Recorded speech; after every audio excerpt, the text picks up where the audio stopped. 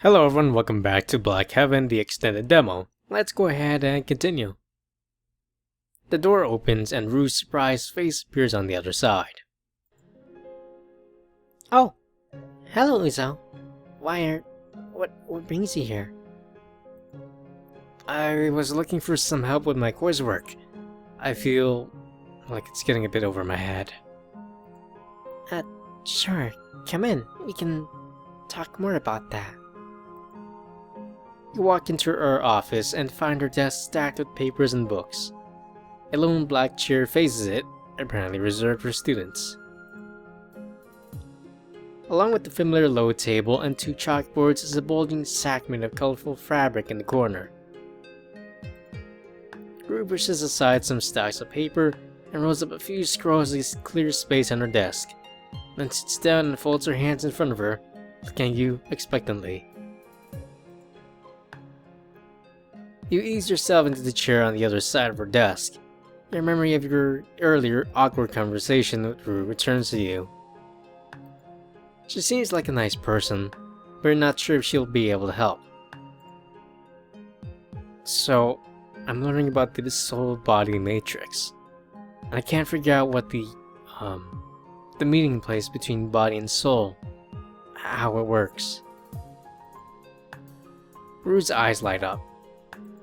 Oh, well, I can help with that. Think of it like this. When a baby is born, it's still attached to the mother with an, umbilical cord. That cord has many special properties that you don't find in either the mother or the child. The metaphysical tissue that connects the soul and the body is similar. Its composition, its nature is separate from the person's body and soul. So, what's it made of then? Well, that's what's interesting. The geometric patterns left in res by the connective tissue are quite singular. Wait, what? What's in res mean? Ah, right, you haven't... It, means imprinted, or in residua, which is like residue left behind by magic. Okay, so the geometric patterns left behind by the umbilical thing between soul and body. Oh, it's not really an umbilical cord, not a single physical one at least. There's actually 5 points in the body that anchor the body to the soul. So there's actually 5 umbilical-like structures, technically. Maybe it would be helpful if I, chew it out. She gets up from her desk and heads to a chalkboard on the wall. She starts sketching the outline of a human body, starting with the head. As you watch, she draws and then erases her sketches, trying to get the lines just right. Her eyes dart to you when she turns her head to sketch some long, straight lines. You realize her whole body is stiff and shaking slightly. Okay, so there's 5, points on the body where the transmaterial tissue... Wait a second, what about the geometric patterns you mentioned? I wanted to talk about that first. Oh, that's too advanced for first year. Then why did you bring it up? You grumble internally. You sit through a rambling 10-minute lecture from Rue that covers much of the same material your instructor did. You want to interrupt her to get to your questions, but Rue's nervous energy and breakneck speaking pace makes you afraid she'll fly apart if you derail her. It's frustrating because she keeps touching on concepts that are far, far beyond what you can understand, and breezing past them as if you should already be familiar. As Rue ums and uhs her ways through the concepts, you feel panic rise in your gut. She's not going to be of any help, you think. You realize that you're probably going to get farther and farther behind in your classes as more and more material gets thrown at you. It's only a matter of time before your first exam, and then you fill out your written study courses. You can see it all collapsing in front of you. Your academic career, your life, your chance at immortality. As Rue's voice trails off, you realize she's dwindling her way to conclusion. And that's body soul matrices, basically. Does that all make sense? Her eyes seem to search your face for some sign of comprehension, and you'll notice her fidgeting with the nub of chalk in her hands. You heave a long, solemn sigh and shake your head. Sorry, I'm still not getting it. You went over everything that the instructor did, but I'm still confused.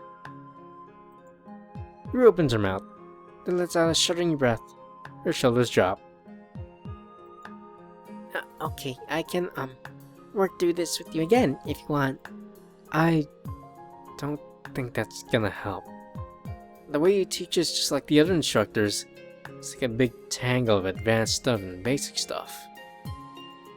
Well, the style or mindset, it's supposed to show how knowledge is connected in the web, rather than built like a pyramid with basic concepts. Words dry up as she seemingly loses conviction to argue with you. I feel like every time I learn about any single idea, I have to go down a rabbit hole to understand it. And that just leads to another idea, and so on. It's frustrating. And if that's how this place works, I can't learn this way then. It's your turn to trail off. You step the notes on your lap and exhaustion floods your body. Rue just stands there helplessly, still fidgeting with her chalk. You shrug and pick up your notes. I think I'm gonna study my room. I took a lot of notes, so I'm going to try to sort through them again. Thanks though. As you move to the door, Rue turns around and looks forlornly at her chalkboard, which is now covered in a mess of various diagrams. You step over the threshold of the office, back into the darkened hallway. You can feel your future looming ahead and this moment fading away. As you reach back to pull the door shut, however, you pause. You step back into Rue's office with a frown. When they cut the umbilical cord from a baby, what do they do with it? What? Oh, I believe they keep it in a jar or burn it, I think. So what happens to the body-soul umbilical cord when someone's soul leaves their body? It disappears. But the stuff it's made out of, where does that go? It doesn't go anywhere. It vanishes from existence. All that's left behind is a shape imprinted in the body and soul. You walk back to the office and step closer to her chalkboard.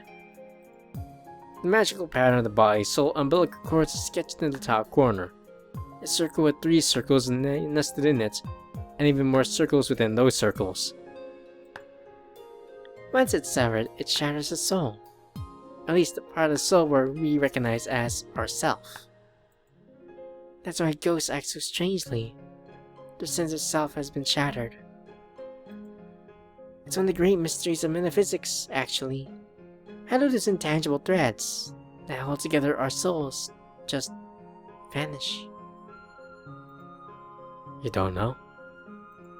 Some scholars here have theories. They think the magical bond between body and soul remains intact, but invisible to us. I subscribe to a more radical view. What's that? Returns to you and opens her mouth to speak, but immediately wilts. It's very complicated. Oh. She stands there awkwardly, but can see her mind churning. Wait just a second. She goes to her desk and takes the bin of wooden blocks. There are cube-shaped ones, pyramids, and even dodecahedrons. You follow her and sit down in a chair again, watching her pick out the one she wants. I use these as aids for drawing out diagrams on the chalkboard sometimes. Rue begins assembling cubes into 4 crude walls. She puts a big squared bottom pyramid block on top of them. She looks up at you warily. Let's say that this is a house. It has 4 walls and a roof. It's there and you can touch it, smell it, taste it. She passes aside his little cube house, demonstrating how real it is. You nod, unsure of where she's going with this. Now, if I take away the blocks and put them in the bin, then shuffle them around. She slides the cube house into the bin and shakes the box, bumping a stack of books off her desk in the process. Oh, oops. I can... Oh, don't worry about it. So look at the bin. Where's the house? Do you see it in there? You look into the bin, but all you see is a jumble of blocks. Well, no. The shape of a house isn't something that... It disappears when all the pieces are broken apart. It's just an idea. A concept. Rue nods and sets down the bin. So what I'm saying is that the, umbilical cord between body and soul disappears in a similar way. Thought strikes you, and for a moment you feel like it's all coming together. Then another thought swiftly dispels the first one. You said the umbilical cord makes a mark, though. How can it make an imprint on the body and soul if it's just an idea? Well, the idea of a house is etched into our mind, isn't it? You had to learn it as a child, and that's a kind of mark too, isn't it? Maybe be the same thing with our conception of ourselves. When the souls look out through the body's eyes and into a mirror, it sees the flesh, not the soul. We see our faces, our limbs, our torsos, the sexual organs. They shape our view of ourselves. It just so happens that those same body parts have been identified as the 5 anchors that tether our bodies to our souls. You nod slowly, then take out your notebook and start writing down notes. And when we die, we see our bodies from the outside and realize our face, our body, is just a lot of meat. We don't recognize ourselves in it. It's a traumatic experience to see all that dead flesh and bone isn't really you. I think it creates a kind of psychotic break. So it's really keeping our souls bound to our bodies. That's a question about soul transmigration, and that means delving into the nature of the soul. Rue gets up and starts erasing the chalk markings on the board. She starts drawing new figures, but continues speaking while she does.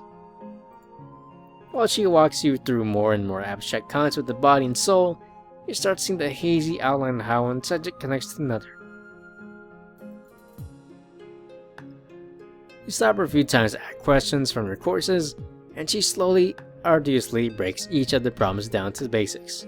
You can tell it takes Rue a lot of effort to explain things in a way you don't understand, but she seems intent on answering every single question you have. It takes a long time, but you're so relieved to be making some progress that you see confusion that you don't care. After a while, she runs out of space on the chalkboard and starts drawing on the floor with a new piece of chalk. She calls you to crouch next to her. She answers a particularly complicated question about contagious magic. So you see how this invisible tether connects back to the original subject, the soul. She squirms a bit as she tries to lean forward. You watch her stand up, unbutton her jacket, and hang it on a hook on the wall. She stretches to her back slightly, then crouches back down next to you and lets out a sigh. That's better. Sorry. So the soul retains its invisible connection. When the two of you finally sit back and stretch your legs, the floor is covered with diagrams and annotations. Your eyes can barely stay open, and Rue seems punch drunk from the sheer amount of thinking, writing, and talking she's been doing. She looks up at the grandfather clock in the corner of the office and yawns. Oh no, it's 4 in the morning. You do a lazy double take at the clock, then groan. Oh god. A glass, Mom. Rue waves a hand nonchalantly, as if to say don't worry. I can write you a note excusing you. It's fine.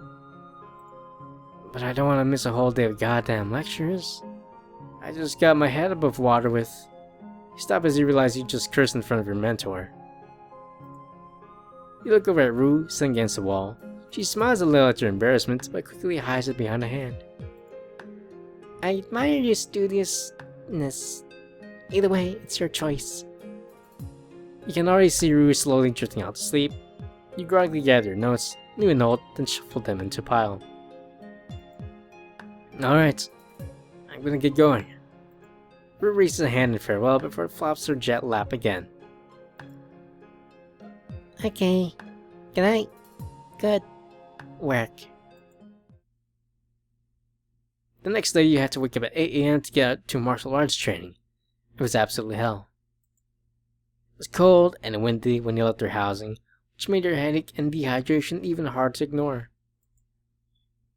You're thankful to finally summon to dojo, which is surrounded by a large wood stove in the corner.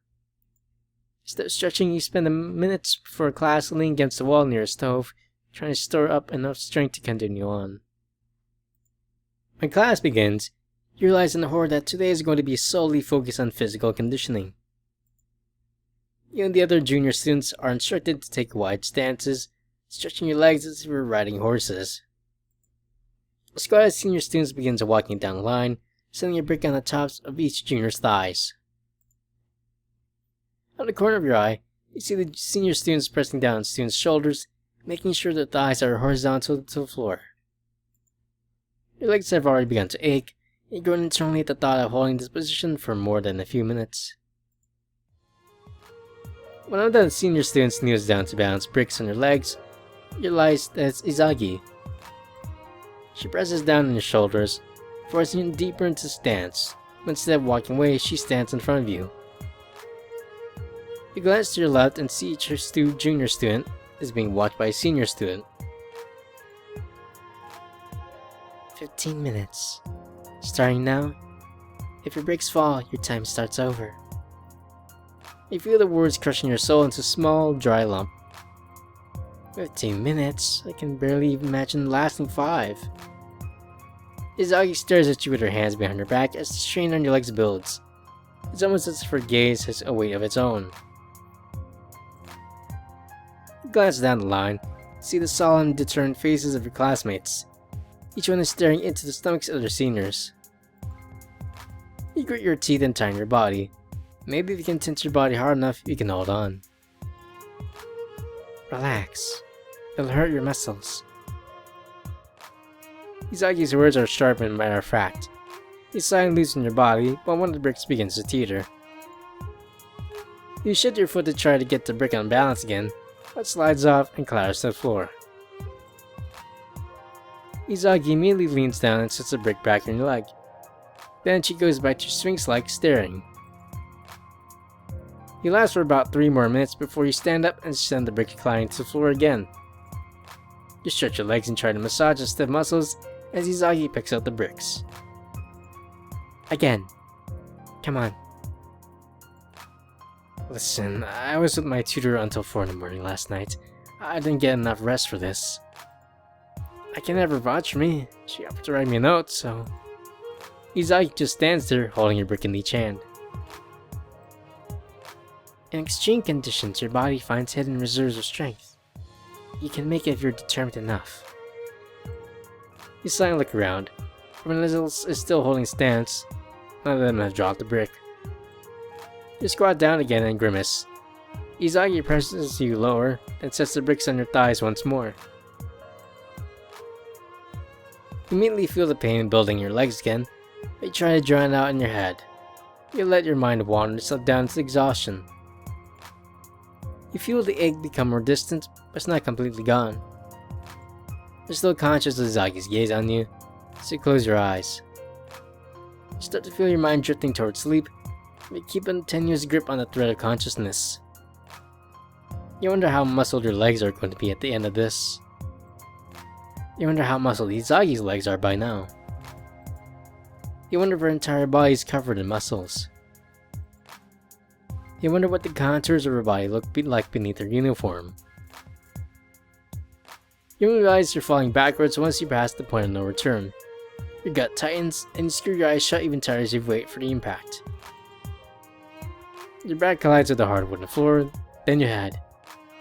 The bricks tumble onto your chest, and you groan. When you open your eyes, Izagi looms over you, cold and impassive. Do you give up? No. I can't keep doing this. You can if you try. She offers you her hand, and you grasp it. She pulls you easily to her feet and slaps the backs of your thighs. It feels like your legs are asleep, but the moment she slaps them, lightning bolts of pain shoot through your muscles. You cross her knees, Izagi keeps her grip and holds you up. She gets you set on your feet again. Then presses on your shoulders until you're back in the stance. You clench your eyes shut and try to breathe. When Mizaki puts the brakes on your thighs, you feel your legs go numb again. You open your eyes to focus on anything but the feeling in your thighs. You notice the other junior students standing up and shaking their legs. Their 15 minutes are up, you realize. Izagi doesn't look at them, but her fists curl up a bit tired as she watches you. You can tell she's getting impatient. Her cold stare is getting annoying. You don't need her looking at you while you go through this excruciating pain. You let out a hand groan after 2 minutes and snap suddenly. The bricks fly off your legs and almost hit Izagi's feet. Hey, watch it! I'm sorry, but I can't. You can see the instructor coming toward you. Something wrong here, Initiate? I was up until 4 in the morning with my tutor. I can't handle doing this. Not today. I can get a note. You should be coming to class each day ready to perform to your fullest. Balancing your studies is your responsibility as a student. I know. I just can't hold this position for this long today. I'll do something else, if I can make it up. The instructor seems to think for a moment, then kneels down and feels the muscles in your legs.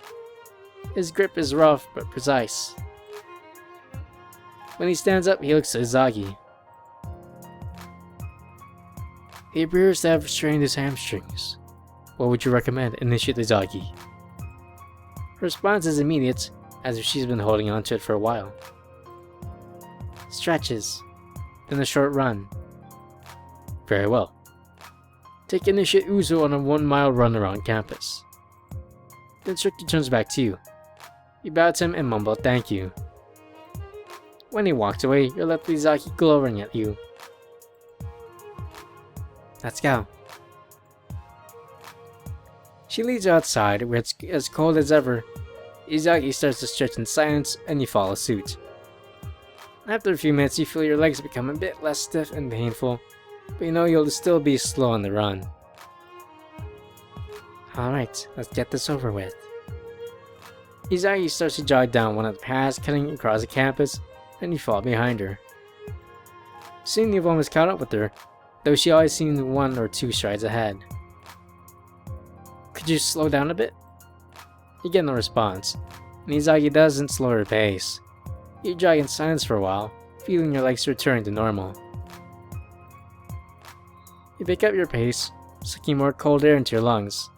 Soon you're side by side with her, and you see her give you a sidelong glance. You try to speak between breaths.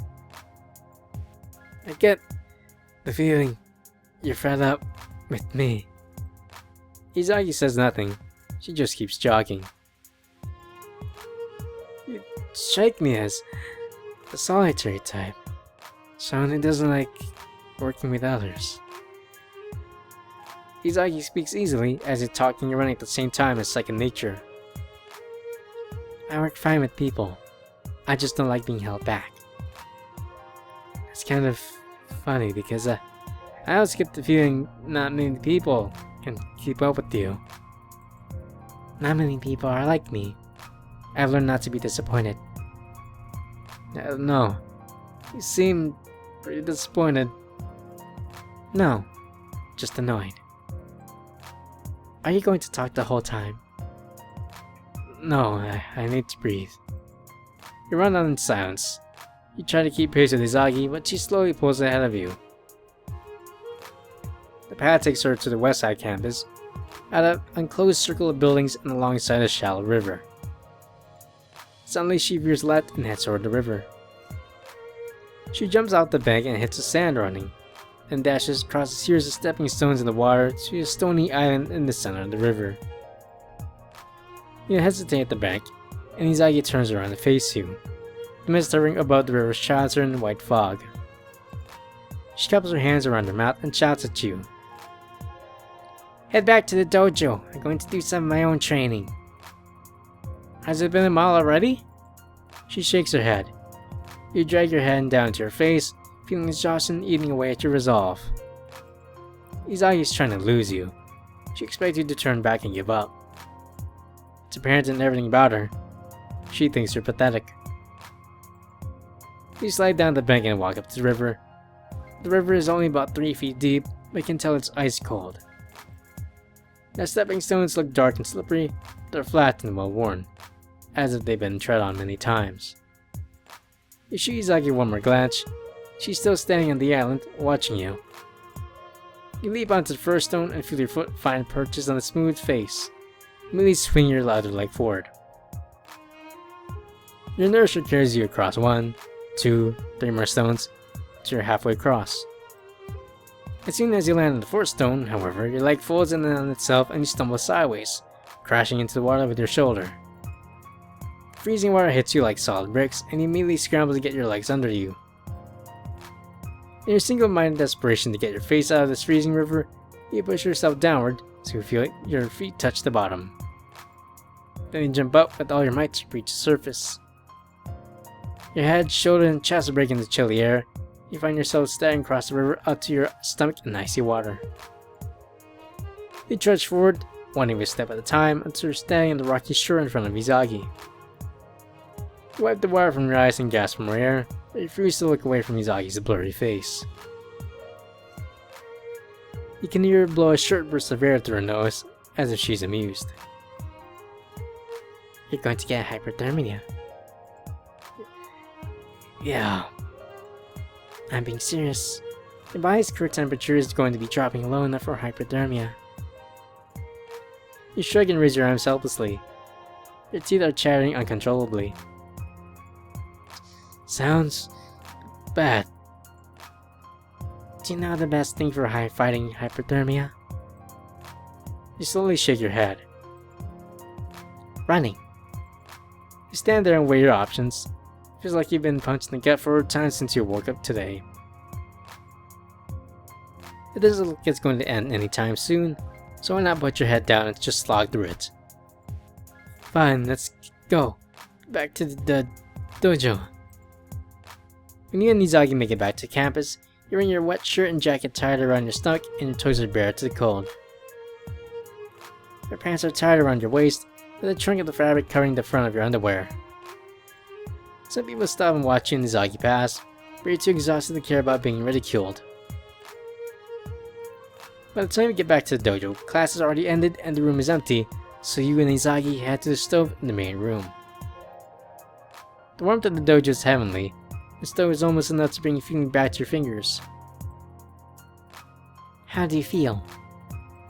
You fall to your knees in front of the stove, roll onto your back, and half-heartedly fumble with the wet knots of your clothes around your waist. That was one of the worst experiences of my life. I want to die. Izagi walks over and helps you untie the sleeves wrapped around your waist, but leaves your pants. Then she strains up and warms her hands at the stove. At the beginning of the run, if I had asked you if you could make it back here at the Three Bone in the river, you would have said no. Yeah, I probably would have said that. But here we are anyways. Yeah. You close your eyes and listen to Izagi's footsteps across the wooden floor of the dojo. You hear the entrance door open, then shut. You sigh relief and let yourself drift off to sleep. Luckily, you had a few hours before your anatomy class. You slept half naked on the floor of the dojo for most of that time. When you woke up, several other students were training alone, but no one seemed to care about you or the wet clothes on the floor. You're thankful no one threw you out. You quickly realized how hungry you were, and how dry your throat felt. You changed into your scholar's uniform with your eyes half shut, buttoned up with stiff hands, and head to the cafeteria to get some soup. On the way there, you passed a large clock in the hall and realized with a mild alarm how late it was. You could either get to your anatomy class on time without food, or get something to eat and drink and get there 30 minutes late. In your deeply exhausted state, still a sleep-deprived mind, and you were already dead, at least you felt dead. You chose to be late. You open the door to the classroom and try to slip in discreetly, but several heads turn your direction as soon as you shut the door. You look back at them through bleary, bitter eyes and find a seat near their back. It looks like the lecture for today is already over. Some people are working on group assignments. Soon, however, the instructor's shadow spreads over your desk. Tardy, Initiate Uzo. You barely raise your eyes to look at him and nod stoically. Yes, I am. Any particular excuse? Or should I reconsider a simple content of the course's material? Mild hypothermia. I fell in the river while on the run with Izaki. The instructor seems amused by your answer and waits a while before speaking again. Then I think Initiate Izaki has punished you enough for today. Please be more responsible in the future. You may join that group over there. You lug your books and notebook over to a group of 5 students gathered around a rectangular table. Hiya! Joining our lovely little group? You realize the invariably chipper voice belongs to Lise, your former dissection partner. And I think I'm end this one a bit early for now. But if you enjoyed this video, please leave a like, comment, subscribe. And if you want to take a look at the demo, I will leave links in the description down below. Anyways, if you want to watch other visual novels, please check my channel down below. Now, thank you, and take care.